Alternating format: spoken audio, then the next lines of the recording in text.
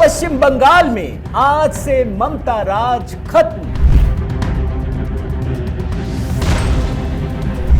बंगाल में पहली बार लगा अनौपचारिक रूप से राष्ट्रपति शासन।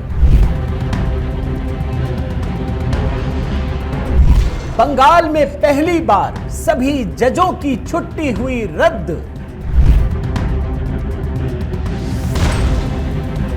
बंगाल में पहली बार जुडिशरी ने संभाली कमान।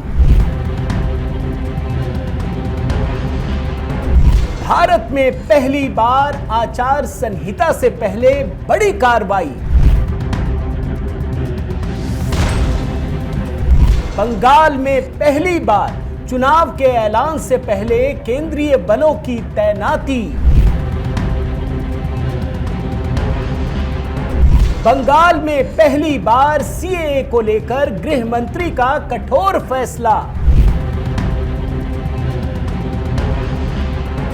सुप्रीम कोर्ट ने पहली बार किसी राज्य की प्रशासन पर किया अविश्वास। सुप्रीम कोर्ट ने पहली बार कहा कि सर पूरा नहीं हुआ तो नहीं होगा चुनाव। बंगाल में सुप्रीम कोर्ट के आदेश से आर्टिकल 142 लागू। साथियों नमस्कार, मैं हरिश्चंद्र बर्णवाल इस वीडियो में आप सभी का स्वागत करता हूं। दोस्तों, पश्चिम बंगाल से आज बहुत बड़ी खुशखबरी आई है। दोस्तों, ये खुशखबरी कितनी बड़ी है इसका अंदाजा आपको इसी बात से लग सकता है कि पहली बार एक राज्य में दोस्तों ऐसी परिस्थितियां बनी हैं जहां मुख्यमंत्री तो है लेकिन वहां पर अप्रत्यक्ष रूप से राष्ट्रपति शासन लागू हो गया है। आज से ममता राज खत्म हो चुका है। यह ध्यान रखिए दोस्तों, सुप्रीम कोर्ट के आदेश पर आर्टिकल 142 लागू हो चुका है। आपके मन में सवाल उठेगा कि हमने राष्ट्रपति शासन तो सुना है, आर्टिकल 356, ये जो जुडिशरी का शासन है ये क्या होता है, आर्टिकल 142 क्या होता है? आज मैं आपको दिखाऊंगा दोस्तों। आपको समझ में आएगा कि पश्चिम बंगाल में पिछले कुछ दिनों में और आज विशेषकर आज की बात कह रहा हूं, किस तरीके से कई ऐसी घटनाएं हुई हैं जो पहली बार हुई हैं और ये भारत में कभी नहीं हुआ। ये पश्चिम बंगाल में हुआ है दोस्तों। और आप जान करके आश्चर्य करेंगे कि आज से बंगाल में जुडिशियल अधिकारियों ने पूरी कमान संभाल ली है। 23 जिले हैं और 400 जुडिशियल ऑफिसर्स ने अपनी कमान ले ली अपने हाथ में। ये जानते हैं आर्टिकल 356 से क्यों बड़ा है? अगर अभी राज्यपाल का शासन होता ना तो सारे अधिकारी तो ठीक है, उनके मातहत काम करते, लेकिन वहां पर तुरंत ऑन द स्पॉट फैसला नहीं होता है। ये मजिस्ट्रेट हैं, ये 150 मजिस्ट्रेट 23 जिलों में।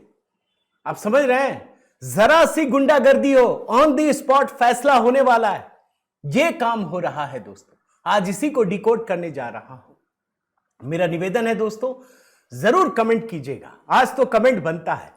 जब बंगाल से इतनी बड़ी खुशखबरी आ रही है दोस्तों तो एक कमेंट तो बनता है, जय सिया राम, यही लिखिए दोस्तों। और साथ ही देखिए, होली का पर्व भी बिल्कुल करीब है दोस्तों। जैसा हमने वादा किया था, होली पर हमने एक नया गीत मैंने और सुष्मिता जी ने मिलकर तैयार किया है। मैं तो हे रंग डालूं रे, ये हमने और सुष्मिता जी ने खुद गाया है दोस्तों, लिखा भी है और देखिए वीडियो भी तैयार किया है। होली हमारा एक बहुत बड़ा पर्व है। इस पर्व को हम बहुत ही अच्छे ढंग से मनाना चाहते हैं। देखिएगा, बताइएगा। इस वीडियो को तैयार करने में हमारी टीम ने बहुत मशक्कत की है। मेरा निवेदन है कि उसको देखिएगा। लिंक में कमेंट में लिंक भी पिंड कर दिया है दोस्तों, और वहां पर भी कमेंट कीजिएगा। आइए शुरू करते हैं दोस्तों। सबसे पहले तो इस खबर को पढ़ लीजिए। क्या हुआ है? पहली बार हुआ है। कभी किसी राज्य में दोस्तों, कभी किसी राज्य में ऐसी परिस्थिति नहीं आई है। जुडिशरी में सभी जजों की, मजिस्ट्रेट की छुट्टियां रद्द हो जाए, ऐसा होता नहीं है। लेकिन सबसे पहले देखिए कि 21 तारीख को शनिवार को हुआ क्या है। पहले सुप्रीम कोर्ट ने आदेश दिया था सुप्रीम कोर्ट समझ गया कि ये ममता सरकार और चुनाव आयोग जिस तरीके से ममता सरकार लड़ रही है यह संभव नहीं है। अब उन्होंने सीधे chief justice of Kolkata high court को सारे अधिकार दे दिए। ये निर्देश भी दिया कि आप पल भर के लिए बाकी अन्य काम दूसरी जगह शिफ्ट कीजिए, लेकिन यह काम प्रायोरिटी में कीजिए। कलकत्ता हाई कोर्ट के जो चीफ जस्टिस है दोस्तों, उन्होंने एक बैठक बुलाई। बैठक में किस किस को बुलाया गया जरा वो भी सुनिए। अभी अगर चीफ सेक्रेटरी को केंद्र सरकार बुलाए ना तो भेजते ही नहीं है, लंडे लगते हैं। यह हाई कोर्ट है। चीफ जस्टिस ने मुख्य सचिव नंदिनी चक्रवर्ती, पुलिस महानिदेशक पीयूष पांडे, कोलकाता पुलिस आयुक्त सुप्रीम सरकार सबको तलब किया गया। इस बैठक में दोस्तों मुख्य निर्वाचन अधिकारी जो पश्चिम बंगाल के मनोज कुमार अग्रवाल, अतिरिक्त मुख्य निर्वाचन अधिकारी दिव्येंदु दास, अरिंदम नियोगी, निर्वाचन आयोग के विधि महानिदेशक विजय पांडे, हाई कोर्ट के रजिस्ट्रार जनरल और अतिरिक्त सॉलिसिटर जनरल मौजूद रहे। एक बात ध्यान रखिएगा, बहुत ध्यान से समझ लीजिए दोस्तों, यह बैठक ऐसी नहीं है कि कोई बातचीत के बाद कोई चले जा रहा है, गप पे गप चले जा रहा है। ये नहीं है, ये कोलकाता हाई कोर्ट के चीफ जस्टिस की बैठक है। यहां फैसला होना है, यह बताया जाना है। यह नहीं कि वो बोल दें कि नहीं नहीं ऐसा तो दिक्कत है, वो दिक्कत है, ये सब कुछ नहीं। बस आदेश है, ये करना है तो करना है। एक संवैधानिक प्रक्रिया है। और क्या तय हुआ है दोस्तों, आप सुनिए। सभी जिला सत्र न्यायाधीशों, जो एसआईआर की प्रक्रिया चल रही है ना, आखिरी दौर चल रहा है, दैनिक अधिकार पर आधार पर सुनवाई शुरू हो चुकी है। 150 सत्र न्यायाधीश, 150 सत्र न्यायाधीश उनको लगाया गया है। अब सवाल है कि पश्चिम बंगाल में इतनी बड़ी प्रक्रिया, 1.25 करोड़ से अधिक लोगों का डिस्क्रिपेंसी लिस्ट चेक होना है। अब जाहिर तौर पे दोस्तों कोलकाता हाई कोर्ट को तो बड़े फैसले करने पड़ेंगे। इसीलिए मैंने कहा पहली बार होगा इतिहास में। मैंने तो नहीं देखा दोस्तों, अगर आपको जानकारी है कमेंट में पिन कर दीजिएगा। मैंने तो रिसर्च किया, मुझे नहीं मिला कभी ऐसी परिस्थिति हुई होगी। कोलकाता हाई कोर्ट ने 21 फरवरी परसों से 9 मार्च तक सभी जिला और सत्र न्यायालयों के न्यायाधीशों की छुट्टियां रद्द कर दी है। एक नोटिफिकेशन जारी किया गया है कि अब कोई भी जज छुट्टी नहीं ले सकेंगे, किसी की छुट्टी स्वीकृत नहीं की जाएगी। जो अवकाश पर हैं वो तुरंत लौटें। यानी जुडिशरी ने कमान संभाल ली है। यह अपने आप में बहुत बड़ी घटना है। अच्छा दोस्तों, ये जो हाई कोर्ट में चल रहा है ना, यह कार्रवाई ऐसा नहीं कि बस एक बार बैठक हो गई खत्म हो गया ना। अब देखिए कोलकाता हाई कोर्ट के मुख्य न्यायाधीश ने क्या किया है। जो मुख्य न्यायाधीश है सुजय पॉल, उन्होंने एक समिति का गठन कर दिया है। समिति में कौन कौन है सुनिए। न्यायमूर्ति तपव्रत चक्रवर्ती, न्यायमूर्ति अरिजीत बैनर्जी, रजिस्ट्रार जनरल नवनीता रे, रजिस्ट्रार न्यायिक सेवा के राजू मुखर्जी, मुख्य न्यायाधीश के संयुक्त रजिस्ट्रार सह सचिव अजय कुमार दास शामिल हैं। अब ये क्या करेगी समिति? ये पूरी की पूरी सर प्रक्रिया की निगरानी करेगी। इस बात को ध्यान रखिए। अब ये डे टू डे में होना है, उसी समय होना है। ये समझिए, ये ओवरऑल निरीक्षण करने के लिए हर जिले में क्या होगा अब वो सुनिए। कितनी बड़ी घटना है दोस्तों, इस बात का अंदाजा लगाइए। मुख्य न्यायाधीश ने हर जिले में एक 3 सदस्यीय समिति बनाने का आदेश दे दिया है। अब जिले में कौन कौन होंगे ये भी सुनिए। हर जिले में 23 जिले हैं, मैं बता रहा हूं। हर जिले में एक जिला जज, जिला मजिस्ट्रेट, पुलिस अधीक्षक सब शामिल होंगे। मकसद क्या है? सुप्रीम कोर्ट के आदेश का सही पालन सुनिश्चित करना है। और सबसे बड़ी बात दोस्तों, आज से यह प्रक्रिया शुरू हो गई है। 150 सेशन जज और इसके अलावा 250 न्यायिक अधिकारी, यानी 400 जुडिशियल अधिकारी, जिसमें जज भी शामिल है। अच्छा, जब आप डीएम, एसपी ये सबको शामिल करते हैं तो वो उसका हिस्सा नहीं है, उनको काम करना है। वो अब ममता बनर्जी से आदेश नहीं लेंगे, मुख्यमंत्री से। अब ये मजिस्ट्रेट देख रहे हैं, मजिस्ट्रेट आदेश देंगे, ये फैसला सुनाएंगे। ये मजिस्ट्रेट है भाई, जिनके पास बड़ी पावर होती है। अब ये झगड़ा झंझट की सारी प्रक्रिया खत्म हो गई है दोस्तों। अब होना क्या है, ये क्या करेंगे, ये भी आप समझिए। जितने भी लॉजिकल डिस्क्रिपेंसी, मैं अभी आंकड़े भी बताऊंगा आपको, उसकी जांच करनी है। अब उसमें क्या है कि किसी के मां बाप के नाम गलत हैं, किसी के बहुत सारे बच्चे हैं, किसी में बाप की बेटे की उम्र भी गजब है। ये चेक करना है दोस्तों। लेकिन चेक किससे होगा? जो बुलाया जाएगा। इलेक्शन कमीशन ऑफ इंडिया ने जो 13 आइडेंटिटी कार्ड्स बताए हैं, सिर्फ उसी के आधार पर ये चेक होगा, ये जांच होगी। अच्छा, यहां आपको याद दिला देता हूं कि जो तृणमूल कांग्रेस है, उसने यही तो आपत्तियां दी कि 13 नहीं होने चाहिए और होने चाहिए, आइडेंटिटी प्रूफ्स को बदलिए। कोई भी बात स्वीकार नहीं की गई है। यानी जो चुनाव आयोग करना है वही होगा। और एक बात आपको बता देता हूं दोस्तों कि सुप्रीम कोर्ट ने जब यह आदेश दिया था ना, तो उसने चुनाव आयोग पर कोई सवाल नहीं उठाया, बल्कि यह कहा कि सर तो होना ही है, होकर ही रहेगा। अगर सर नहीं होगा तो चुनाव नहीं होगा। अविश्वास किस पर है? ममता सरकार पर है दोस्तों। क्यों? आखिरी फेज चल रहा है दोस्तों। आप जानते हैं जो मुख्य निर्वाचन अधिकारी हैं मनोज कुमार अग्रवाल, टोटल 1,26,00,000 लोगों को नोटिस जारी किए गए थे। इसमें जांच की कितनी होनी है? 45 लाख लॉजिकल डिस्क्रिपेंसी और अनमैप्ड मामलों की जांच हो सकती है। 58,20,898 नाम हट चुके हैं। यानी ये लॉजिकल डिस्क्रिपेंसी आप समझिए, इसमें कई सारे हैं। जैसे माता पिता का नाम मेल नहीं हो रहा है, मतदाता उनके माता पिता की आयु में जो है उसमें गड़बड़ी है, या तो 15 साल से भी कम है या 50 साल से भी अधिक है। यानी ये जांच होनी है दोस्तों। और एक बात और बता देता हूं, 28 तारीख को जो वोटर लिस्ट का ड्राफ्ट है वो जारी होना है दोस्तों, 28 फरवरी को। लेकिन मैं डाउट करता हूं दोस्तों, मुझे डाउट है इस बात की कि ये इतनी जल्दी हो पाएगा। आज 23 तारीख हो गया, 23, 24, 25, 26, 27, 5 दिन में क्या हो सकता है? अब ये मामला कहां जा रहा है आप सोचिए। अभी तो आर्टिकल 142 लागू है ना, कैसे मैं अभी बताता हूं। आर्टिकल 356 भी लागू होगा।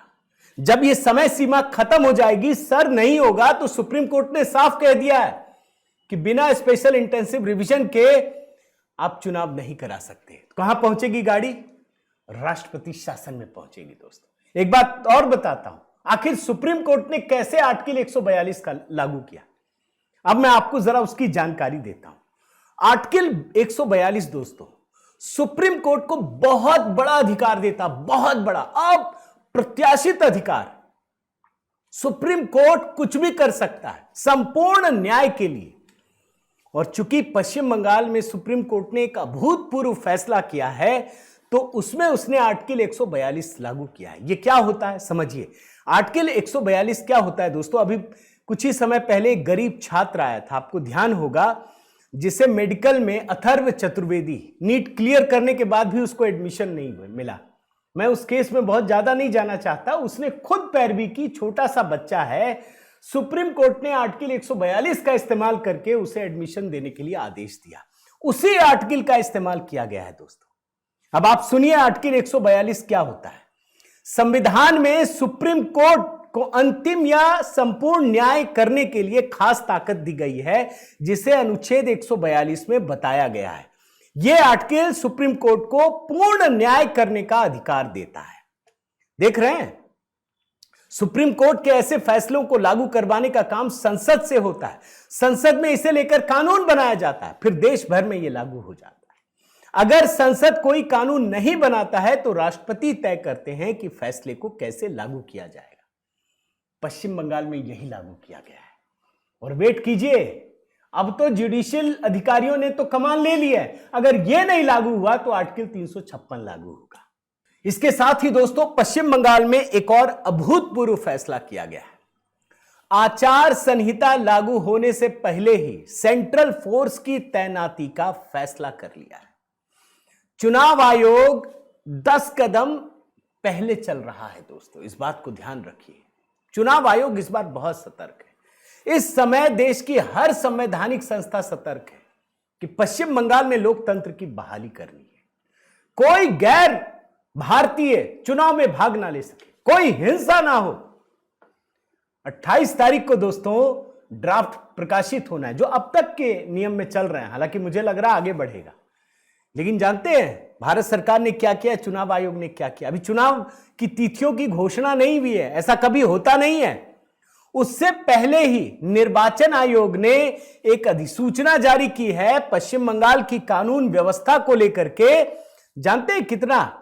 480 कंपनियां तैनात की जा रही, 480। इसमें 1 मार्च को 240 कंपनियां पहुंचेंगी और 10 मार्च को 240 कंपनियां।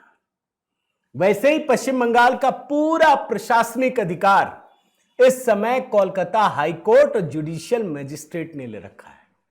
अब केंद्रीय एजेंसियां है ना, केंद्रीय बल, उसकी तैनाती की जा रही है। यह तो दूसरी बड़ी बात हो गई। तीसरी बड़ी बात दिखाता हूं दोस्तों। केंद्र सरकार ने, गृह मंत्रालय ने स्पेशल इंटेंसिव रिवीजन के दौरान ही पश्चिम बंगाल में सीएए को लेकर एक विशेष कमेटी बना दी है। आप जानते हैं दोस्तों, पश्चिम बंगाल में एक भारी संख्या में हिंदुओं की संख्या, खास करके मतुआ समुदाय, जिनके पास नागरिकता नहीं है, मिलनी चाहिए, उनको मिली नहीं है अभी तक। इस बात को ध्यान रखिए। और ये परसों ही गजट नोटिफिकेशन जारी किया गया। ये बड़े अहम मतदाता हैं। इनकी संख्या जानते हैं कितने हैं? 1,40,00,000। ये भारतीय नागरिकता की प्रतीक्षा कर रहे हैं। केंद्र सरकार ने कदम उठा दिया है। और मैं तो देख रहा था दोस्तों, प्रधानमंत्री मोदी पिछले ही महीने 17 जनवरी को यह ऐलान करके आए थे कि ये जो मटुआ समुदाय के लोगों को नागरिकता से दूर करने की कवायद चल रही है, अब संभव नहीं होगा। अब भारत सरकार कदम उठाएगी। एक छोटा सा बयान सुनाना चाहता हूं दोस्तों, सुन लीजिए। ये भी मोदी की गारंटी है। जो हमारे शरणार्थी है, जो मतुआ नाम शूद्र समुदाय के लोग हैं, जो पड़ोसी देशों में धर्म के आधार पर होने वाली हिंसा से बचने के लिए यहाँ आए हैं, उन्हें डरने की कोई जरूरत नहीं है। ऐसे साथियों को संविधान ने भारत में रहने का हक दिया है। मोदी ने सीएए के माध्यम से शरणार्थियों को पूरी सुरक्षा दी है। अच्छा, ममता बनर्जी सीएए कानून का विरोध क्यों करती है दोस्तों? सोचिए, सिर्फ इसलिए कि बांग्लादेश से जो मुसलमान आए हैं उनको नागरिकता नहीं मिलती है। अब ममता बनर्जी की रणनीति क्या है कि जो घुसपैठ करके जो मुसलमान आए हैं उनका नाम तो वोटर लिस्ट से ना कटे, माने जो आ गए अवैध रूप से उनका नाम ना कटे, और जो हिंदू शरणार्थी हैं उनका नाम न जुटे। केंद्र सरकार ने क्या किया है सुनिए। सीएए के लिए गृह मंत्रालय ने एक समिति बनाई है। कौन कौन है? पश्चिम बंगाल के directorate of census operations, deputy registrar general, इसके सदस्य सब्सिडियरी इंटेलिजेंस ब्यूरो का एक अधिकारी, विदेशी क्षेत्रीय रजिस्ट्रेशन ऑफिसर द्वारा नामित एक अधिकारी, नेशनल इंफॉर्मेटिक्स सेंटर के स्टेट इंफॉर्मेटिक्स ऑफिसर द्वारा नामित एक अधिकारी, post master general West Bengal या उसके द्वारा नामित पोस्टल अधिकारी, ये सब रहेगा। इसमें बड़ी तेजी से काम हो रहा है दोस्तों। आवेदन पहले जिला स्तर की कमेटी के पास जाता है, दस्तावेज चेक होता है, उसके बाद यह सशक्त समिति को फॉरवर्ड होता है। समिति जांच के बाद अप्रूवल या रिजेक्शन करती है। नई समिति के बनने के बाद यह प्रोसेस तेज होगा, क्योंकि 2 समितियां एक साथ काम करेंगी। और एक बात याद रखिए, यह मतुआ समुदाय है ना, यह भारतीय जनता पार्टी के वोटर हैं। 70 सीटों पर अपना असर रखते हैं। ये दलित समाज है दोस्तों। इनकी आबादी कम से कम 1,84,00,000, 1.25 करोड़ से अधिक है। समझ लीजिए, 10 लोकसभा सीटें दोस्तों, जैसे कृष्णानगर, दार्जिलिंग, रानाघाट, कूच बिहार, मालदा उत्तरी, रायगंज, मालदा दक्षिणी, जयनगर, बर्धमान के पूर्वी पश्चिमी सीट, ये मतुआ वोटर ही तय करते हैं। केंद्र सरकार ने एक और बड़ा फैसला किया दोस्तों कि 2024 तक जो भी मटुआ समुदाय के हिंदू शरणार्थी भारत आ गए, उन सभी को नागरिकता दी जाएगी। अच्छा, मजे की बात क्या है? ममता सरकार ने इसको सीए कानून को भी सुप्रीम कोर्ट में चुनौती दे रखी है। अभी परसों ही दोस्तों सुप्रीम कोर्ट ने एक और फैसला कर लिया है। अब इसकी सुनवाई होगी, डेट फिक्स हो गया है। यह बंगाल चुनाव के बाद होना है। कब होना है सुनिए, याचिकाकर्ताओं को 5 मई और 6 मई आधा दिन सुना जाएगा। इसके बाद प्रतिवादियों की दलीलें 6 मई के दूसरे हिस्से में 7 मई को सुनवाई होगी और फिर रिजॉइंडर की सुनवाई 12 मई को होगी। यानी मई में अब यह फैसला भी आना तय हो चुका है। लेकिन क्या होगा दोस्तों, ममता बनर्जी कुछ भी कर ले, भाई वक्फ कानून का विरोध किया, सीए का विरोध किया, सर का विरोध किया, लेकिन हर चीज लागू करना पड़ा है दोस्तों। इस बात को याद रखिए। अब ममता बनर्जी बच नहीं सकती है, क्योंकि भारत की जितनी एजेंसियां हैं वो देख रही हैं। यह चुनाव हार जीत का मामला नहीं है दोस्तों, यह देश में लोकतंत्र की स्थापना का है। जब पूरे देश में चुनाव इतने अच्छे ढंग से हो रहा है तो पश्चिम बंगाल क्यों अपवाद बना हुआ है? क्यों पश्चिम बंगाल में बांग्लादेशी घुसपैठियों की संख्या इतनी भारी संख्या है? आखिर उसे कौन हटाएगा? इसकी कोशिश हो रही है। मैं कभी कभी शक जताता हूं दोस्तों, लेकिन आज की परिस्थिति में, आज के दिन यह आपको कह सकता हूं कि पश्चिम बंगाल एक बहुत बड़े बदलाव की ओर संकेत दे रहा है। आप अगर आज से कहेंगे, आज से ममता राज खत्म हो चुका है, आज से जुडिशरी का राज शुरू हुआ है, वहां पर किसी भी प्रकार की हिंसा की गुंजाइश मैं तो नहीं देख रहा। अब डीएम हो, एसपी हो, बड़े बड़े अधिकारी हो, सब जुडिशरी के अंडर में काम करेंगे, उनकी बात सुनेंगे, और जरा सा इधर उधर हेर फेर किया ना तो उनका भी काम तमाम होगा। इस बीच दोस्तों आखिर में यह बताऊंगा कि प्रधानमंत्री मोदी ने एक चिट्ठी लिखी है पश्चिम बंगाल के लोगों को। सीधे सीधे, मेरे प्यारे पश्चिम बंगाल वासियों, जय मां काली। आपको चिट्ठी दिखा देता हूं। अब बस कुछ ही महीने में पश्चिम बंगाल का भाग्य सुनिश्चित हो जाएगा। आने वाली पीढ़ी का भविष्य किस दिशा में आगे बढ़ेगा, यह आपके सोचे समझे फैसले पर निर्भर करता है। इस चिट्ठी में लिखते हैं, हिंदी में भी है, मेरे सोनार बांग्ला के सपना देखने वाला हर एक जवान, बूढ़ा, महिला आज बहुत पीड़ा में है। उनके पीड़ा से आज मेरा हृदय भी व्यथित है। इसलिए मैंने मन की गहराइयों से एक संकल्प लिया है, पश्चिम बंगाल को विकसित और समृद्ध बनाने का संकल्प। इसमें वो एक एक योजनाओं की चर्चा करते हैं, कैसे पश्चिम बंगाल में भारत सरकार पैसे भेजती है और एक एक निवाला तृणमूल कांग्रेस की सरकार छीन लेती है, इसकी चर्चा करते हैं। एक जगह यहां पर कल्चरल आइडेंटिटी की भी चर्चा करते हैं दोस्तों। प्रधानमंत्री मोदी लिखते हैं कि स्वामी विवेकानंद, ऋषि अरविंद ने जिस बंगाल का सपना देखा था, वो आज वोट बैंक की संकीर्ण राजनीति, हिंसा और अराजकता में जकड़ा हुआ है, और यह हम सब के लिए अत्यंत पीड़ादायक है। सुभाष चंद्र बोस की चर्चा करते हैं, कवि युग रविंद्रनाथ ठाकुर की जो सोनार बंगला की बात है उसकी चर्चा करते हैं। और फिर वो लिखते हैं कि आखिर का हिस्सा पढ़ रहा हूं, भारत माता के वीर सपूत डॉक्टर श्यामा प्रसाद मुखर्जी के अथक प्रयासों से ही आज पश्चिम बंगाल भारत का एक अभिन्न अंग है। आइए उनके सपनों के पश्चिम बंगाल को फिर से जिंदा करें और कंधे से कंधा मिलाकर 2026 में पश्चिम बंगाल, विकसित पश्चिम बंगाल बनाने की शपथ ले। क्या राय है दोस्तों आपकी? आज तो आप खुश होंगे। अगर आप वास्तव में चाहते हैं कि पश्चिम बंगाल में लोकतंत्र की बहाली हो, गुंडा राज खत्म हो, तो आज का दिन इतिहास में दर्ज करने योग्य है। एक कमेंट तो बनता है दोस्तों। कमेंट इसलिए कीजिएगा कि वीडियो अधिक से अधिक लोगों तक पहुंचे। लाइक कीजिएगा, जय सिया राम लिख दीजिए। बाकी अगर चैनल आपने सब्सक्राइब नहीं किया है दोस्तों तो जरूर कीजिए। नया गीत होली पर तैयार किया है दोस्तों, मैंने, सुष्मिता जी ने खुद गाया है। हमने इसको वीडियो भी बनाया दोस्तों, बहुत मेहनत की हमारी टीम ने। वहाँ भी अपना आशीर्वाद दीजिए, कमेंट में पिंड कर दिया है। अपना प्रेम और स्नेह बनाए रखिए। और जो व्हाट्सएप ग्रुप है दोस्तों मेरा, उसमें अगर जुड़ना चाहते हैं, मेरा व्हाट्सएप नंबर स्क्रीन पर है, डिस्क्रिप्शन में है। बहुत बहुत धन्यवाद। जय सिया राम।